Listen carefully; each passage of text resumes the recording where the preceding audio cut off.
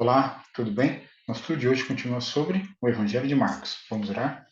Grande Deus, nos abençoa, nos traz a tua palavra, nos dá sabedoria, em nome de Jesus. Amém.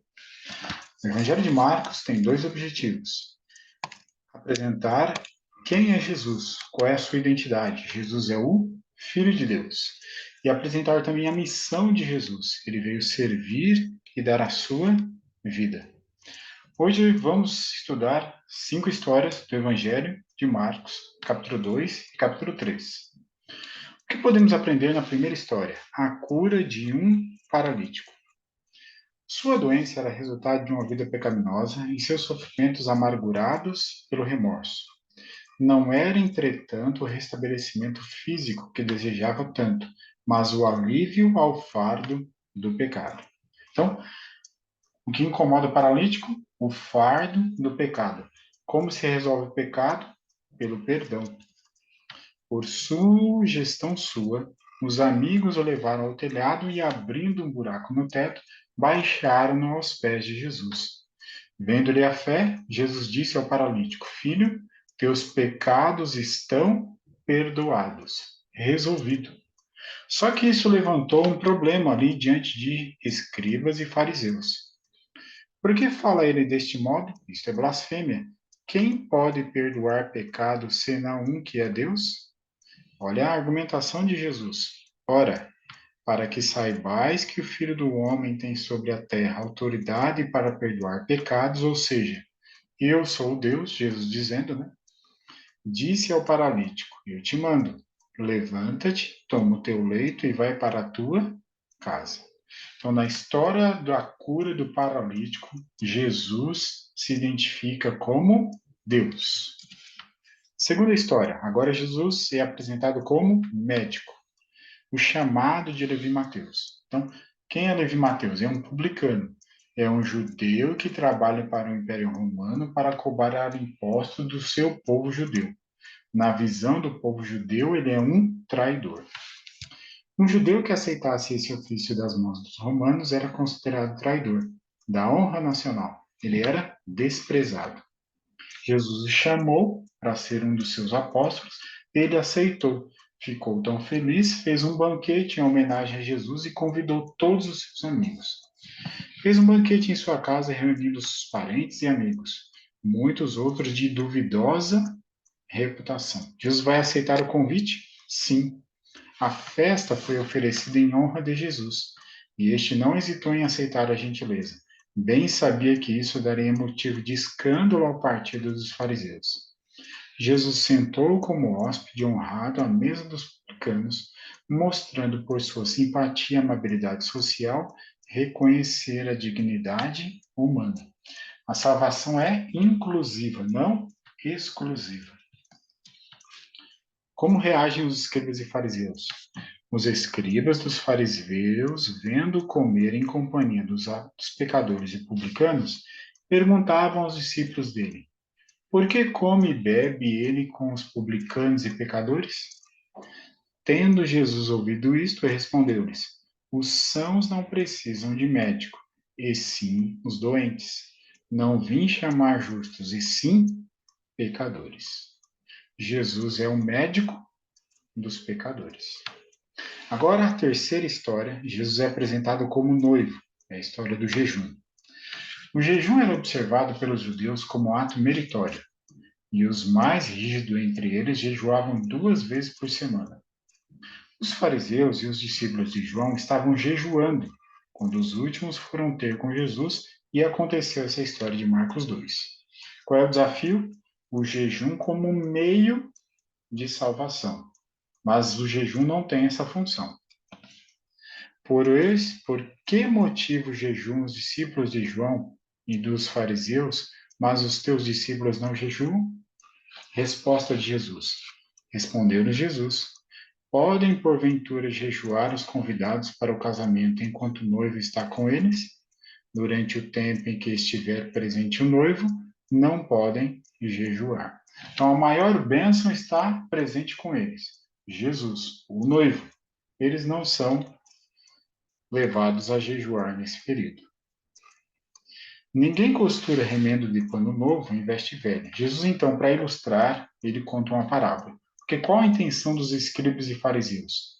Trazer suas regras, inclusive um meritório do jejum, para o cristianismo que Jesus tem ali na sua pessoa. Isso era uma união do judaísmo da época com o cristianismo. E Jesus, através da parábola, vai ilustrar que não é possível. É como pano novo ser colocado em veste velha, não resolve. É como vinho novo ser colocado em odre velho, também não resolve. Os odres eram peles de animal que com o tempo ressecavam. Colocaram o líquido ali, ia romper o odre, ia se perder o odre e o líquido. Percebe? Não há comunhão entre o judaísmo da época de Jesus e o cristianismo. A mensagem do Batista não devia ser entremeada com a tradição e a superstição, uma tentativa de misturar as pretensões dos fariseus com a devoção de João só evidenciaria mais a ruptura em ambas. Nem podiam os princípios do ensino de Cristo ser unidos com as formas do farisaísmo.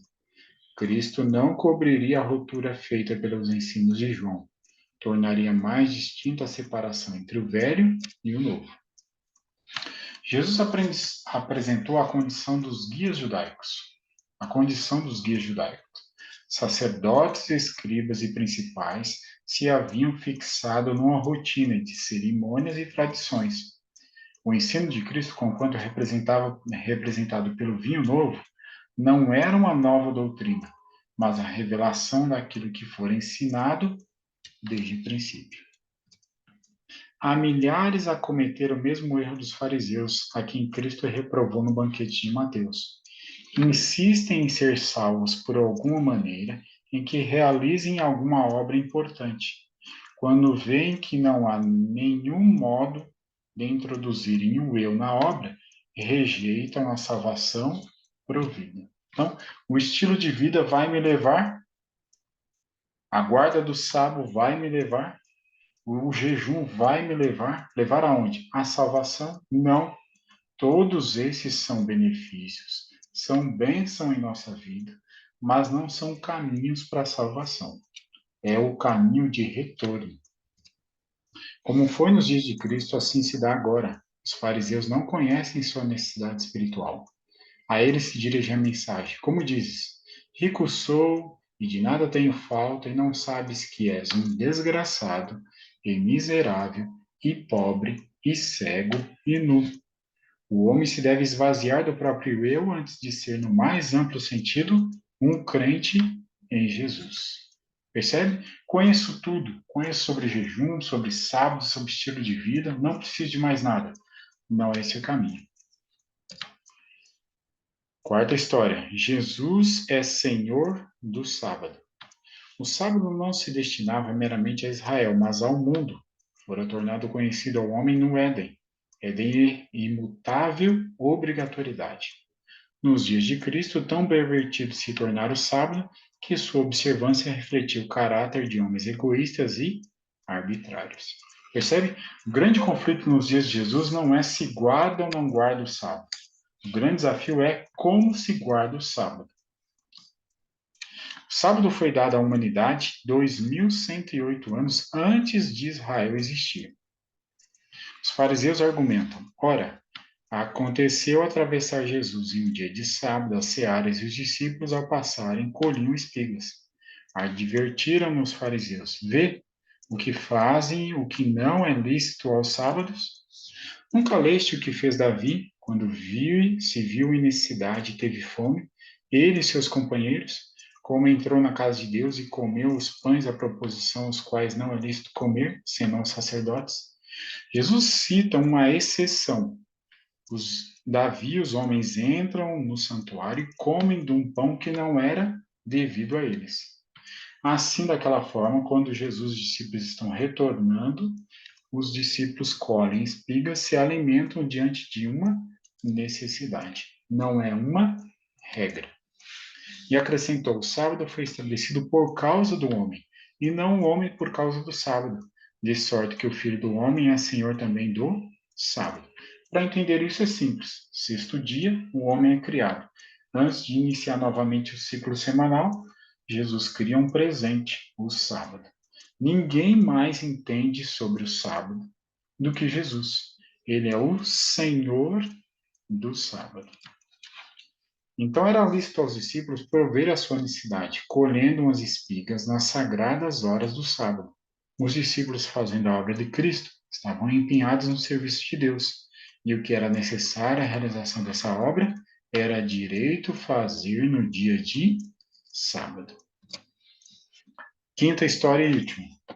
O homem da mão ressequida. Os fariseus observavam Jesus, ansiosos de ver o que faria. Bem sabia o Salvador que curando no sábado seria considerado transgressor, mas não hesitou em derrubar o muro das exigências tradicionais que atravancavam o sábado. Então, vai Jesus curar no sábado? Olha como ele responde: é lícito nos sábados fazer o bem ou fazer o mal? Salvar a vida ou tirá-la? Mas eles ficaram em silêncio. Então é lícito fazer o bem no domingo, na segunda, na terça, na quarta, na quinta, na sexta e também no sábado. É lícito salvar uma vida no domingo, na segunda, na terça, na quarta, na quinta, na sexta e também no sábado.